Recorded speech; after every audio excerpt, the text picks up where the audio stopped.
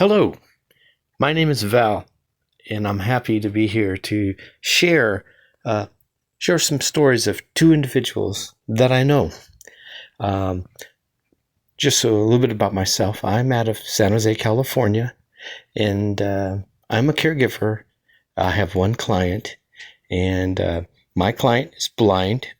He's hard of hearing, and he's somewhere in the spectrum.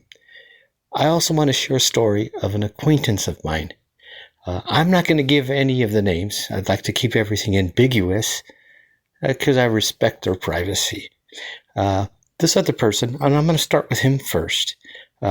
This person is a person that I met that happened to be staying at an emergency shelter.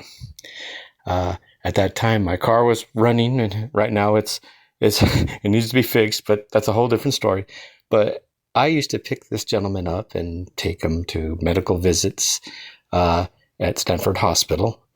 And I used to park my vehicle and take the train and assist him in going places in San Francisco. And there was one time that somebody from the shelter where he was at told him, "You probably should get a caregiver, somebody like the person who's helping you." And he mentioned that. I go, "Man, I could probably be a caregiver." And I was trying to help him. I actually went down to the in-home support service office in San Jose, California, got an application for him, got an application for myself. I assisted filling it out for him and turning it in for him.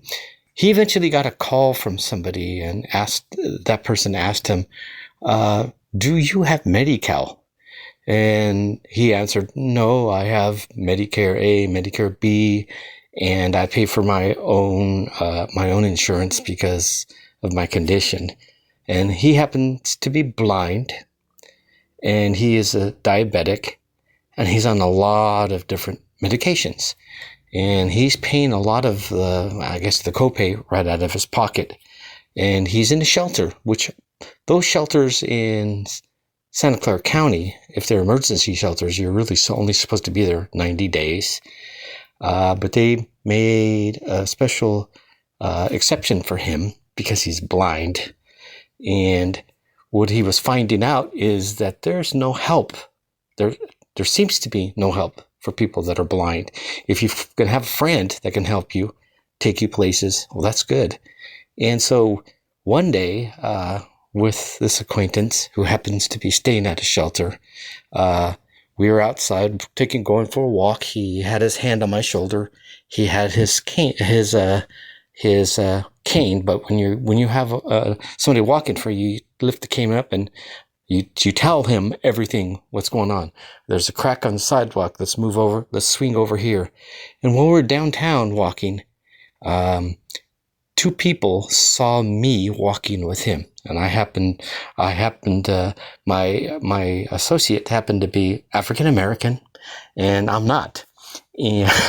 And these people immediately, their perspective was, there's a blind person who has a caregiver. And I wasn't a caregiver at the time. I was kind of doing a caregiver thing, but I was helping out a friend.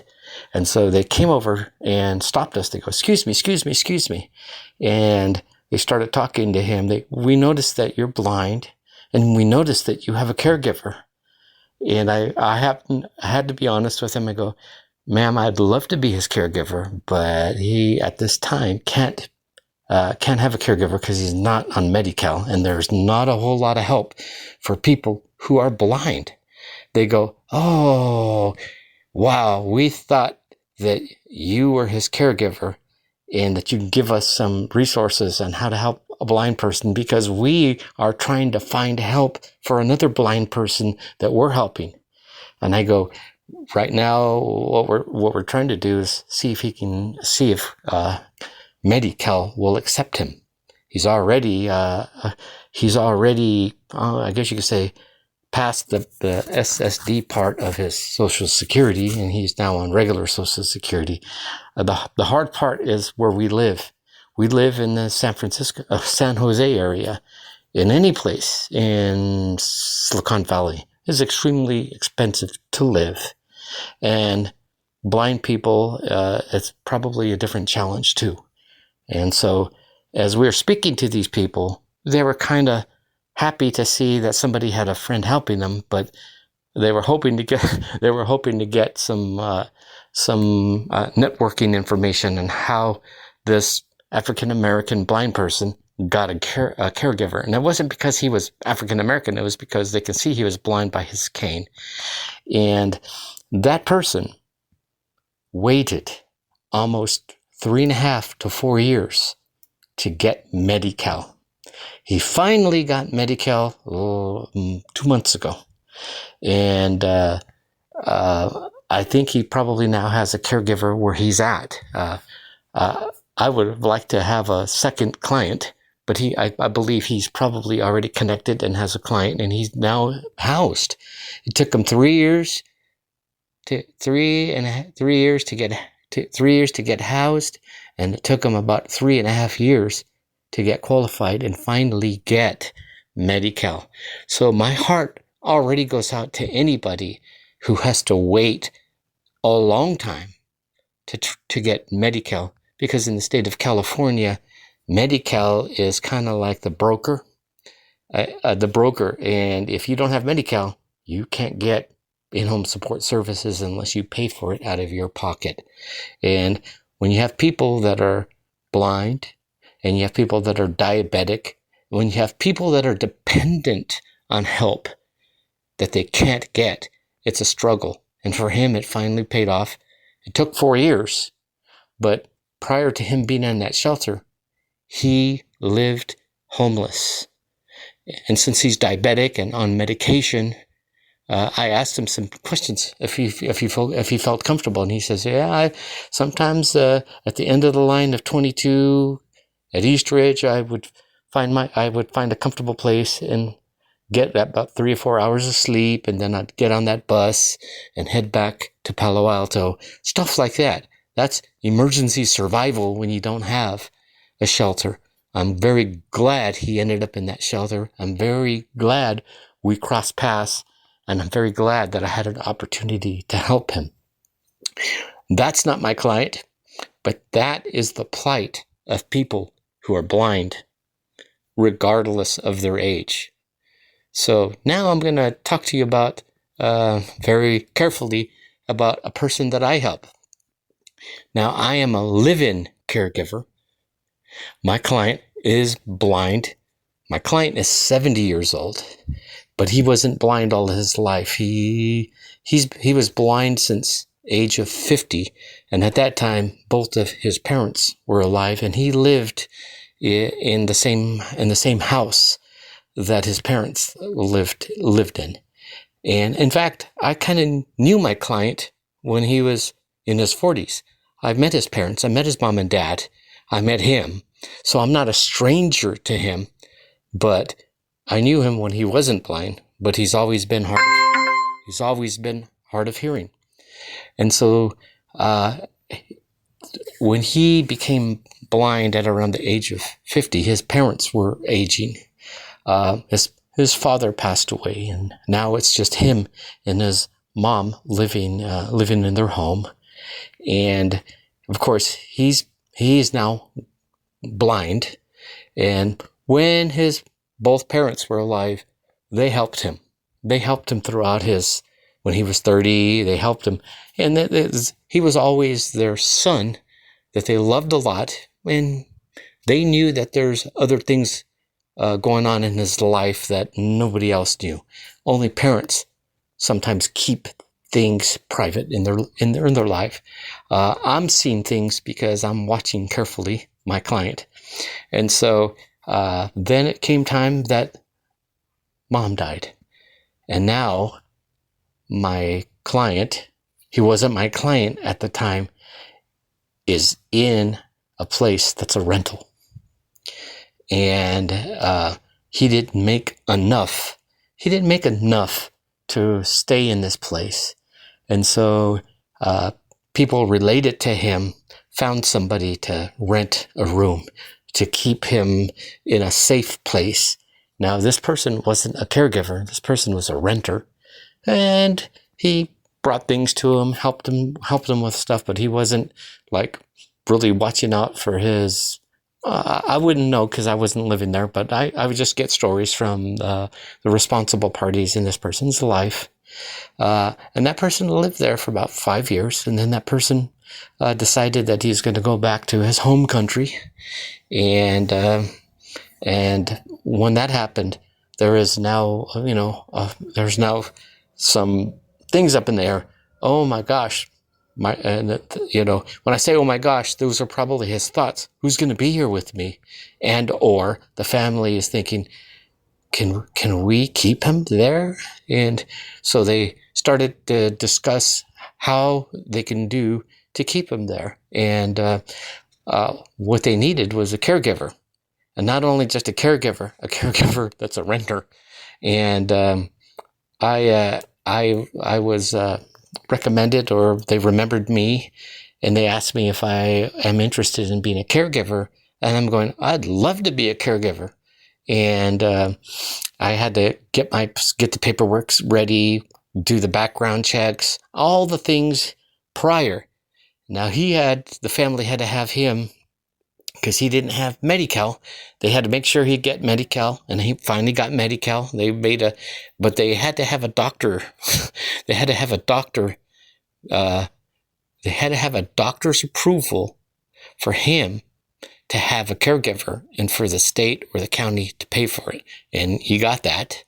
And in July of last year, I moved in and began to be his caregiver. Now, what I saw in his life is some of the things that he's very stubborn. He's used to having other people do things for him, but now it's official. He has a caregiver there. And as a caregiver, I ask him questions. Have you taken your medicine? Or he doesn't take medicine. In fact, he doesn't go to the doctor, but those are normal things that caregivers do. They're checking in on his welfare. Now, I happen to live there. And I don't live there for free. I'm a renter, just like he is. We both pay the same amount of money, so that I can have a place to live myself, and that he can be comfortable in the place he lived when his mom and dad were alive. A social worker came prior to me moving in and becoming an official caregiver to do, I guess you could say, to do an interview with him, or to do, what's the term I want to say, to see what his needs are. Now, the social worker was told by the family he's blind and he is hard of hearing. And she came around, I'm hearing this report from the family, and she checked off some boxes, and my family thought it was a lot of things, but it only turned out to be 3 hours and 20 minutes a day. And as a live-in, 3 hour and 20 minutes a day, well, you do your 3 hour and 20 minutes a day, but you probably officially do 8 or 9 hours a day because you live there. And so 3 hours and 20 minutes a day is not a lot, but it's enough. I go shopping for him. I heat or cook his food for him. I clean the entire place where we both live, because I'm a renter and I live there too. And some of the things that were surprising for me with my client is, not only is he blind, and not only is he hard of hearing, but he is somewhere on the spectrum. And if you know a little bit about autism, I'm not a high autism knowledgeable, but I looked a lot of things up. And every single thing that had to do with functional autism, or just passing by, he has all of that. And then I looked into the history of how autism is diagnosed. And in fact, there wasn't a diagnosis for autism till 1983. And then I asked him, I go, how old were you in 1983? He didn't know what kind of research I was doing. And he says, I was like 31. So his family his mom and dad cared a lot about him and created events for him to be safe. They bought a business so that he can be an employee and have a job. They cared for his safety and security, but when he was not there anymore, when they passed, well, now he just has his family.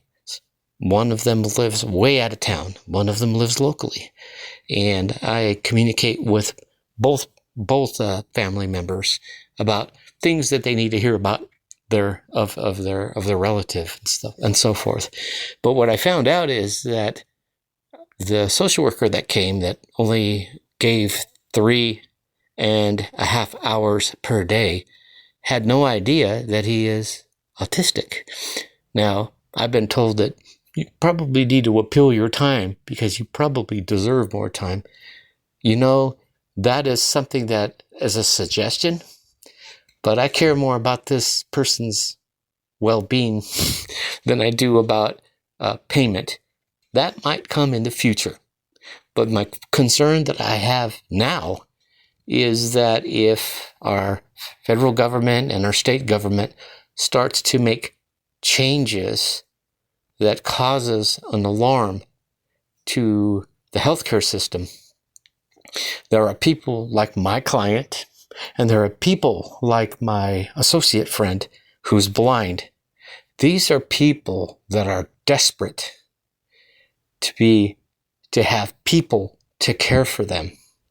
And if those changes affect in-home support services and also affect caregivers that are in that are in institutional areas such as associated care facilities, when you don't have those, you're going to have a whole bunch of work for very little people. And there's not going to be anything quality about somebody's welfare when they're being ignored. I think it's very important for everybody in America that they're elderly, that their disabled people are cared for and not neglected and not treated as numbers, but be treated as human beings. Granted, there's a lot of things that are happening in the medical systems in our country. We have people coming in from all over the world. Some of those folks coming into our country come in the correct way. Some of them come in and have jobs, and now they're paying taxes, but they're being supportive. And I need to be very careful how I say that, because there's different people in our country for different purposes and for different, I guess you could say, benefits. Let's remember, regardless of where a person is from, that they are a human being that may require help, that may require a state, a county, and a country to protect them and honor their well-being. So my purpose for sharing that is I hope that there's somebody in the government here who could hear my voice and it makes sense to them, or at least my perspective. My name is Val, and thank you for hearing me. Good day.